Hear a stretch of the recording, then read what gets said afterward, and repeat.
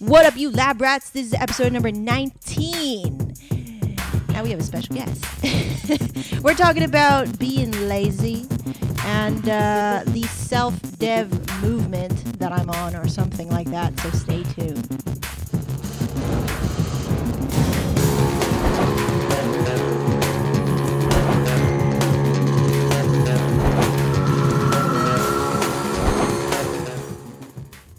All right, welcome back to the lab. My name is Megan. My name is Jenna. And let's get in the lab. So obviously that is not Kevin. Sorry about that. That's my sister. Hello. So it's a very special episode because, we have a substitute teacher, so to speak, this time around. I'm going to teach you something real good. Real good. Real good. So pardon our silliness throughout today's episode, but this is how it's going to go down. Unfortunately, Kevin is not well. So, yeah. So now I'm here. I hope you like that. That turned out well. That turned out really well. It just so happened. Yeah. You ain't going to be lonely today. All right. So to kick things off, we want to keep it a little fun, something a little different, kind of in the spirit of the holidays. Sisterhood. And my sister's actually going to be moving down to the OC where we're at. And so she's going to be staying with us for a couple of days trying to find a job and all that stuff. Mm-hmm. So, yeah. Why not be on a show? All right. So, what's going on with you? Trying very hard right now to go. Pulled a mission yesterday. Literally going to Staples, trying to print out a resume. Turned out that didn't work out so well because it didn't read my name. And I was like, well, that's good, the glorious. Then when I go and turn in this resume and application to a spa place, let me tell something to you. It looks ratchet as hell. It got white out on it. All right. So apparently just trying to get a job out here and hopefully eventually move out here. Yeah. So to kick things off, I think we're going to start off with a little thing. Kevin and I usually do the fiance and fiance tag, but now it's time for a little sister tag. So let's just run through it really quick. Yep. How old are you both? I'm 28. I'm 20. I'm 20. Okay, describe each other in one word. Fierce. Fierce. With a capital F. Wait, let me think. Outgoing. Yeah. Outgoing. Do people ever get you mixed up? No, unless it's on like the phone. Oh, for some reason, like you and I apparently sound very similar on the phone. Oh, okay. Well, I wouldn't know. All right. No, not at all. Okay. What is something that annoys you about one another? Oh, I have one. Like, I'll tell you, I'm like, Jenna, remind me. And you're like, okay. You like never remind me ever. Yeah, I have pretty bad memory on that. Now it's like, Jenna, remind me. Wait, Mom, remind me because Jenna will forget. Yeah, best believe. This would be more so like a before thing, but you would go like hella crazy in the restaurant when they're taking a long ass time, and you'd be like, "What the fuck?" I was like, "Oh." That's why I don't go out. Okay. What is it like being sister with a YouTube guru? I'm not a YouTube guru. Oh, you gonna be a YouTube guru? It's pretty clean actually, because then I can like see all the perks of stuff, and then when you're actually talking about certain things, I'm like, that's what I needed right now. Cobain's. Do you ever argue? No, we never argue. I think that comes with the age thing. What's the best thing about one another? Everything. Oh man. Yeah, my freaking role model. It's so awesome. Ditch the dirt. I don't know what the heck that means. Favorite inside joke. Oh, too many. Okay, what's the first one that pops up?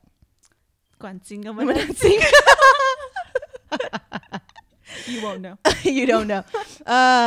Favorite inside joke. No, we got that. Favorite memory together. Oh, okay. So one of them would actually be when we were really like, this is back in the day when we were little. And we went, and I don't know why, but we were like laughing so hard, and we were just sticking our hands in Jello.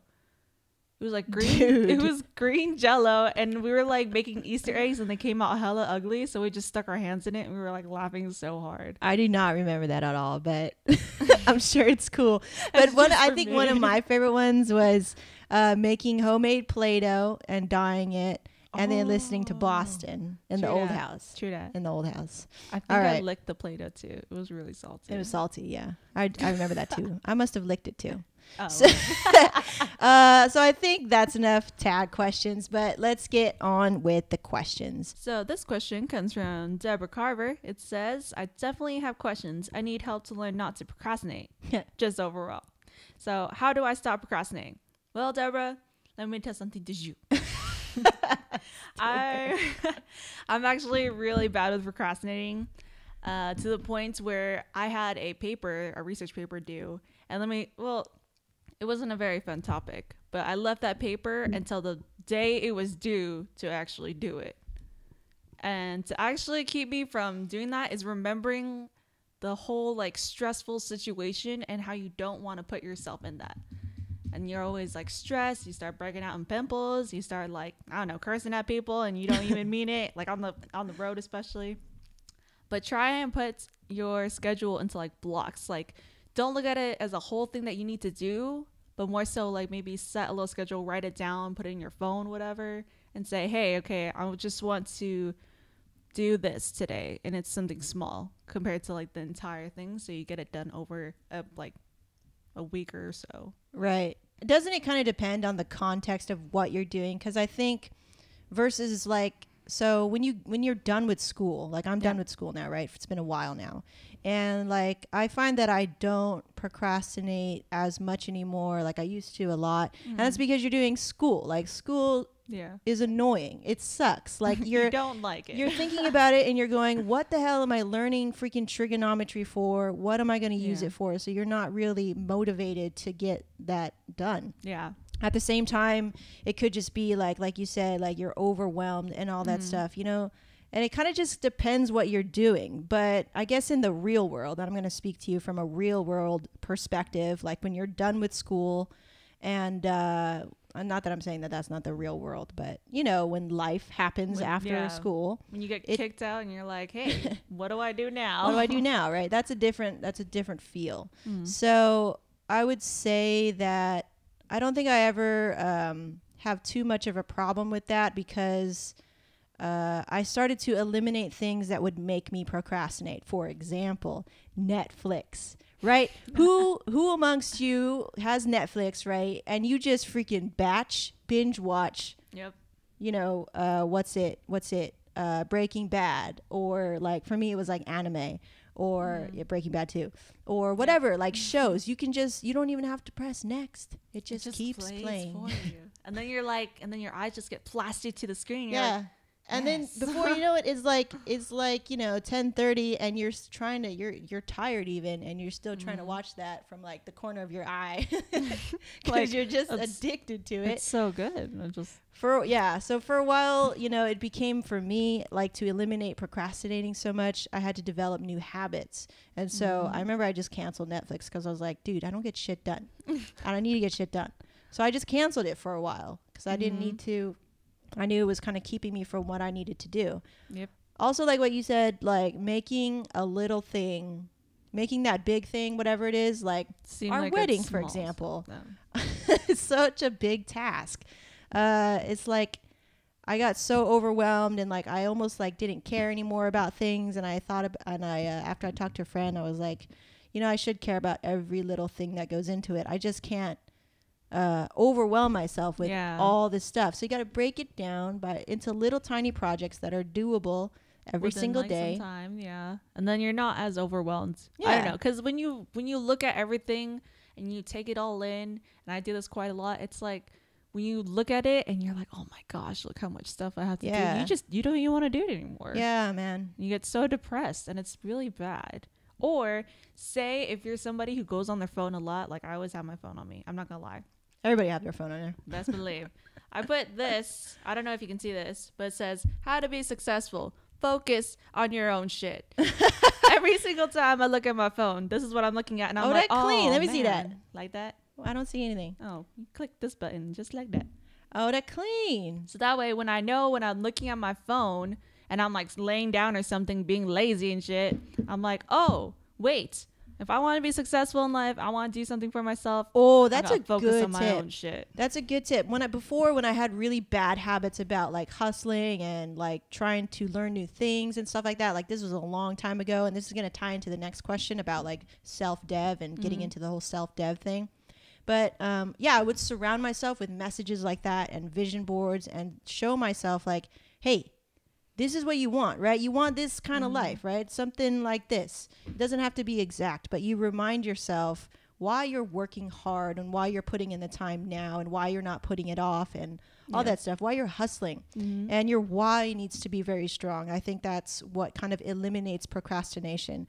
Like nowadays, Kevin and I, we barely procrastinate anymore because the why has been so strong now. Yeah, you know what I mean? So like working out, like our why is pretty clear there. We want to be healthy. We want to be able to move when we're freaking old.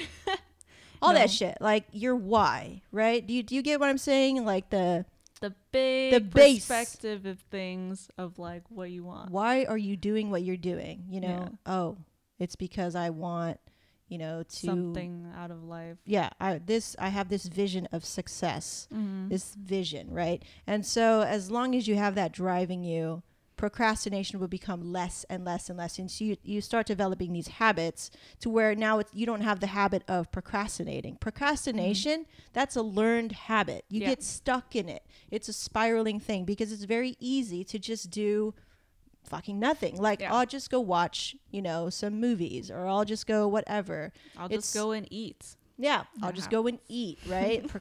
Eating can be a way of procrastinating, right? You go into that fridge. Even cleaning. You go in there. Yeah, even cleaning. Like, for example, back in the day, I would clean to avoid thinking about the relationship that I was in or something like that.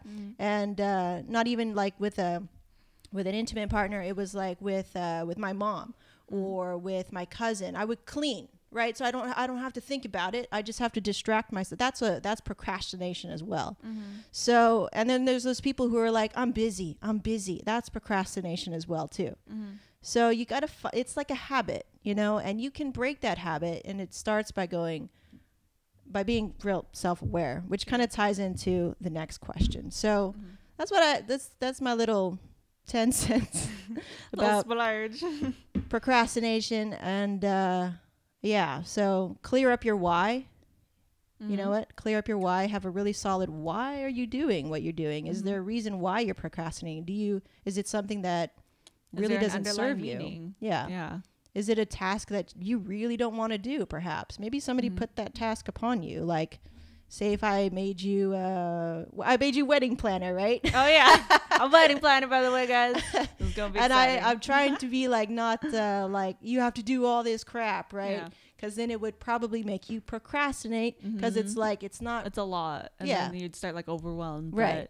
So that's also something to think about. But for sure, clearing up your why, figuring out the motivation behind what you're doing. Break it down a little bit. And if it's just, overwhelming, just break it down. Make that mountain into a molehill and, just a little bit at a time. That's okay. Conquer each little hill, each little rock. Yeah. It's not that bad. Yeah. All right. Let's read the next question because I think this ties in pretty well.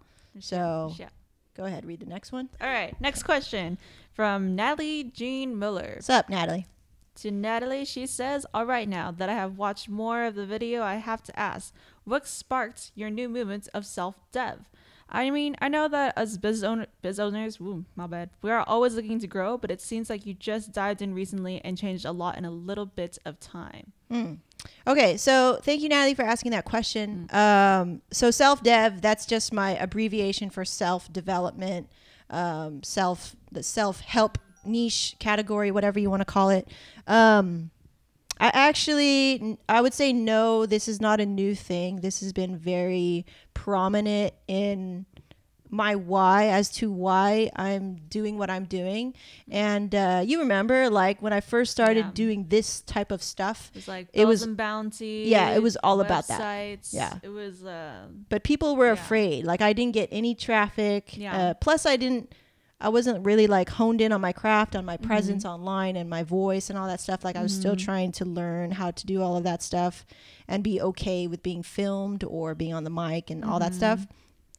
But that was my very first like step into wanting to create content. It was about self-development because like, if you go back to my personal blog, like, I have so many stories. It's all public, it's all out there. But I dealt with a very bad relationship, and then that led into a Chapter 7 bankruptcy, and then that led into a lot of like pain and strife with my family, and then starting a new relationship, and then starting in a corporate job, and then leaving that corporate job, and now finally ending up here working. You know, so there's a really long story that I share publicly. I don't have a problem with it anymore, and I think that's really liberating. Like, a lot of people can't talk about this open.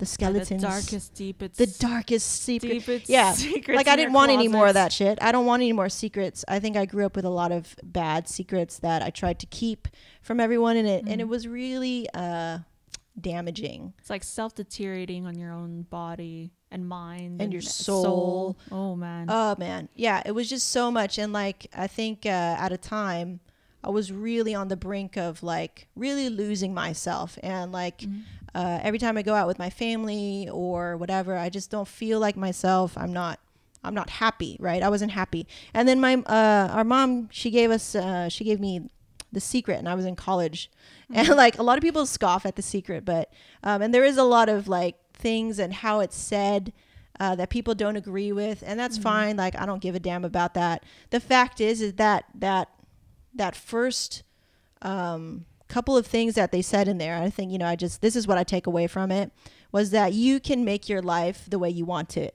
and it all starts in your mind, right? So if you think that you have to deal with a shitty relationship, you will deal with a shitty relationship for the rest of your life. If you think that it's possible to actually be happy and to be treated the way you deserve to be treated, then you can have that as well. It's just realizing what you can have. And I think that is, I don't care about all the bullshit that surrounds The Secret, or that surrounds self-dev and self-help and all of these things like that. But I can't deny the fact that I thought, finally, hey, I can be happy. That is actually possible. So what do I need to do that? You don't just think it and it happens. That's not what I'm talking about. It's thinking, I deserve better than what I'm getting at this moment. So what do I need to do to get that?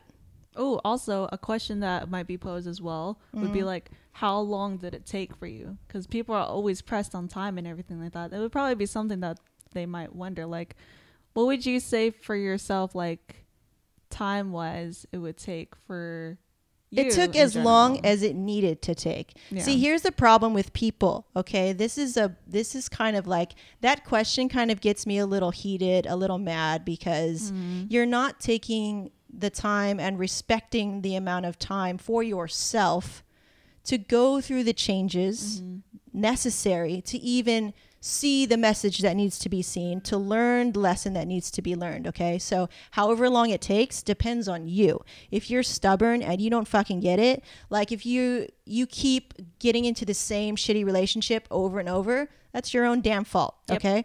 So, like, people need to take responsibility for their life. So this is what I'm saying. Like, self-dev is not like, oh, I just think it and it becomes true. Like, no. Okay, it takes a lot of work. Like no, but this is why self-dev is so important, and this is why I like it, and this is the way I see it, because it's a sort of tough love. All of this shit that I've been through, it's good shit though. Okay, like, all of these lessons, and really, really hard lessons that I had to learn early on in life. Like, I'm so grateful for it because it allowed me to be who I am now. Right? So don't get it twisted. like self-dev is not about thinking your way to happiness. It's about doing the self-work that needs to be done. How long it takes? Don't ask that question. That's a non-empowering question. You know, how long is it going to take for me to find my, you know, perfect partner? I don't freaking know, dude. Yeah. You know, that depends on you. Do you know how much you're worth? You know, do you know what you deserve? Some people don't. It's those like really hard hitting questions that people don't want to face. Yeah. And it's more so like you want to look and see like what value is being put into you when somebody looks at you. Yeah. And that's not it. It's about your seeing what you are, where it's seeing what's work you put in and loving yourself. Yeah. Before anybody else can come in and love you. Right. I didn't learn that until like I was already in a relationship with Kevin, and it's like I didn't really realize like, oh, my first relationship is with myself, not with, you know, my parents, not with my, you know, my husband or whatever. It's with you. Like, can you be okay with you? And a lot of people who are struggling with love or whatever, or happiness, they're not okay. They're not truly okay with the relationship with themselves. They're dealing with shame or fear or guilt. Yeah, guilt, man. That's probably the biggest one. Yeah. Which comes from shame, right? You're ashamed of this guilt that you've harboring. You're this secret, whatever. And so like when I learned to let all of that stuff go and writing about it, blogging about it, making videos about it over and over and over again. Like starting on a book on it. Yeah, starting a book on it. I wrote about it. I was like, oh, I'm going to make a book because I had to get it out. Like, you know, we learn to hide all of that stuff because it's not attractive, right? It's not really attractive to wear your heart on your sleeve like that and be like, and it wasn't like I was like, woe is me, but I had to get it out because I didn't really talk to anybody about it. Yeah. Right. You gotta use some sort of outlet, and then turns out that outlet was being able to be open and everything. So. Yeah, and it really helped me.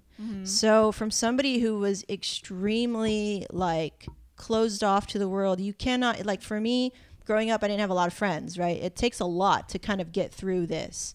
So like making that decision to actually just put stuff out there really helped me have an outlet or have something to talk it out with. Yeah. Even though, like, and I don't know who's listening or reading or whatever. And I really don't care. It's the fact that I'm just getting it out there. And so, yeah, like, I don't mean to be a like lectury or preachy, but that just like, sometimes I tell people like what I'm kind of into and they only want to see the negative, right? The negative side of things, like, oh, I've heard of The Secret, that's stupid, or some stuff like that. And it's like, okay. You're like, that's nice. I didn't come at you at your life perspectives and attack your life perspective. You know what I mean? Like, this is just how I view my life, and I'm extremely happy because of it. So, and I'm not like happy all the time, but I have definitely more happier moments than before. Yeah. And happiness is like, it's a fleeting thing. Like, I bet today I'm going to be like really pissed off probably about 50 times. And this is probably going to be due to a game. But because of my perspective and self-work on self-dev and stuff like that, I feel that I have more resiliency. Like I can bounce back to a better place instead of spiraling like and feeling. And you can like, you'll be sitting for days, or it'll be in your mind for weeks, or however kind of person you are, years even. Yeah. It can span for quite some time, and it'll just keep chipping away at you. Slowly, just like cutting off your legs, you know what I mean? Like, you know, with just like keep a dull saw. That's painful. That's painful. It's a painful thought. So self-dev to me is all about taking responsibility for the life that you have and the life that you want. Because a lot of people would ask, why me? Why now? Kevin does this sometimes, and it's like, but I'm not trying to like, intrude, but it's like, well, it just happens. Like that just happens. The only thing that you can control is how you react, right? You know, so you can choose to let that go. I think the biggest lesson of self-dev is letting things go, because we can harbor things very Very easily. very easily. And I think women are more prone to this, because definitely Kevin would be like, yeah, you're right, whatever. But I will hold on to shit and it's like all crazy. that like passive aggressiveness. Yeah, Oh, that man. passive aggressiveness, like, yeah, whatever, I don't know. whatever. Yeah. You know, like, I hate that now. Yeah. Like when it's like, oh, Whatever. like what would you want? Whatever. It's like, okay, I know you don't want this, so what do you want? Like, kind of thing. and getting into the whole self-dev has allowed me to express what I really want. Like, that's a big thing too. If you can't even say what you really want because you're too afraid to say it, basically, or I don't know, like before I felt kind of ashamed to say, like, I want to work from home. Like, I would think, like, because there's like a stigma attached to it. There's a stigma. There's like, oh, so you want to be a housewife? Yeah. Right? Like, right off the bat. And nobody even said that to me, but I had my own, like, judgments about what it meant to work from home, like getting over my own judgments. But I was like, actually, I do want to work from home. You're like battling it out, kind of in like my own Gollum mind, you know? So having like the courage to actually say what you want from your own life, the whole self-dev movement, it's not a movement. It's I guess you can call it a movement. You can call it whatever you want, but that's my life. Like, I'm always trying to be better. Right. And like, I still probably have a lot. I know I have a lot more to learn, a lot more to do. And like, I could learn to let go of a couple more things that I'm very stubborn to let go of, you know, like, well, I'm not going to put that on the show, but you know, like we're not all perfect. Everybody has something that they still want to work on, kind of thing. Yeah, for sure. But I'm definitely a lot better. Yeah. And that, I think, and it's also recognizing that yourself, like giving yourself also like that little boost of momentum, like, because you're always there to like trying to go and better yourself. Right. But not only that, like, you also have to say, like, it's not saying like, oh, I'm trying to better myself. Don't say that I'm not good enough. Yeah. But it's more in a sense like I'm trying to better myself because I know right now I am comfortable, but I know I can do even more. Right. Like, what should stop me from being able to do more if it's all up to me, kind of thing. Let's take a break. Okay. Well, okay, so let's just sum it up. To sum up, you know, yeah, self-dev, I'm very, very passionate about just being a better human being. That's it. Yep. That's all. And because I finally, not finally, but I mean, I guess, yeah. You know, what it's all about is your relationships. So you can have all the money in the world. You can have the most successful podcast, show, business, house, car, all that shit. But if your relationships are not up to par, if they're shit, it ain't gonna work. I mean, are you gonna be happy? Probably not. Probably not. Probably not, unless I don't know, you're twisted as, you know, unless you're twisted and you like the material stuff better, and that would make you happy. But I sincerely doubt that, and I think that relationships are what it's all about. It's the person that you come home to every night. It's yourself, looking in the mirror. Yeah, yourself, you know, chilling out with yourself and being cool with that. Your family, your friends, even the people you surround yourself with. Yes, that's what it's all about, you know. Like we're planning the whole wedding thingy, and it's funny because now Kevin and I are looking at photographers, and that's a big question that's been asked of us for who's gonna shoot your wedding, right? It's like the wedding photographers. Who will shoot your wedding? Hey. Contestant number 1. But you know, as we were looking at photographers, it was like, you know what? It's cool that these photographers do a bunch of fancy shit, and that I love their creativity. But it's like, where are the people? You know, where are the people in these photos? So, at the end of the day, you know, we're both very creative people, and we're both into the art. You know, because you know we're photographers and all that. But it was kind of surprising to learn that, like, where are the people? Where are the candidates? You know, like, where's all this other stuff so I can tell it, like, it was a new experience to be in the client's shoes versus the photographer, the artist. and be like, because you know what, at the end of the day, I want to see me and my sister having a good time. I want to see me and my mom crying. I want to see me and my cousins like laughing so freaking hard. That's what I want to see.